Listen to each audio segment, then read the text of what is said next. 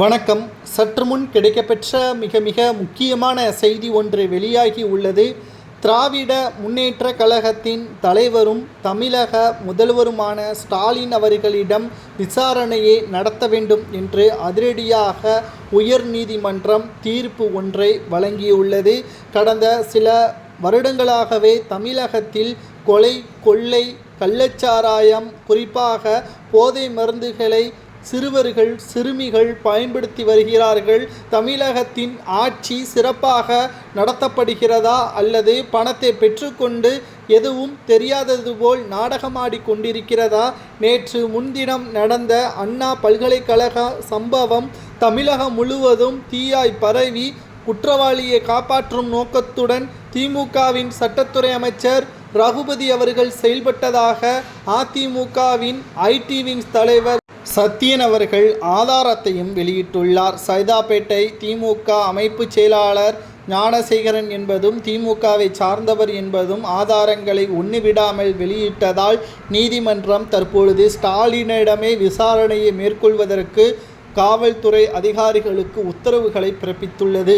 யாரும் குற்றவாளிகள் தப்பித்துவிடக்கூடாது. யாராக இருந்தாலும் அவர்களுக்கு சிறை தண்டனை தான். சுற்றுச்சூழல் எப்படி இருக்கிறது? தமிழக மக்கள் பாதுகாப்பாக இருக்கிறார்களா? 15 வழக்குகளை கொண்டவர் எப்படி சுதந்திரமாக சுற்றித் திரிகிறார்? அண்ணா அறிவாலயத்தில் பாதுகாப்பாக இருக்கக்கூடிய அதே நேரத்தில் அண்ணா பல்கலைக்கழகத்தில் ஏன் பாதுகாப்பு இல்லை? மாணவர்களை தவிர, ஆசிரியர்களை தவிர அந்த கட்டிடத்திற்குள் அனுமதியின்றி ஏன் ஒருவர் செல்கிறார்? அந்த தைரியத்தை யார் கொடுத்தது? பாதுகாப்பு இன்மை ஏற்பட்டதற்கான காரணம் என்ன என்று ஒன்று விடாமல் உயர்நீதிமன்றம் கேள்விகளை அடுக்கடுக்காக முன்வைத்துள்ளது. விசாரணையின் மூலமாக குற்றவாளிக்கு சரியான தண்டனையை நிச்சயம் நீதிமன்றம் பெற்றுத்தரும் என்ற தகவலும் இதன் மூலமாக வெளியிடப்பட்டுள்ளது.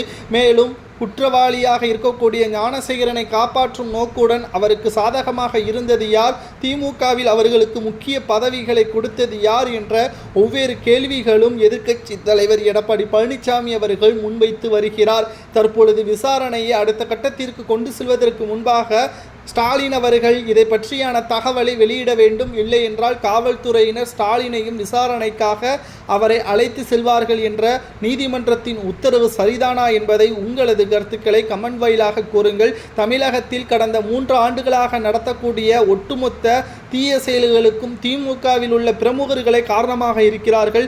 இவர்களுக்கு பின்னால் திமுக இருக்கிறது, நமது ஆட்சிதான் இருக்கிறது என்று அவர்கள் அசால்ட்டாக இருப்பதற்குத்தான் இது காரணமா? இவர்களுக்கெல்லாம் என்ன தண்டனை கொடுக்கலாம் என்பதை கூறுங்கள்.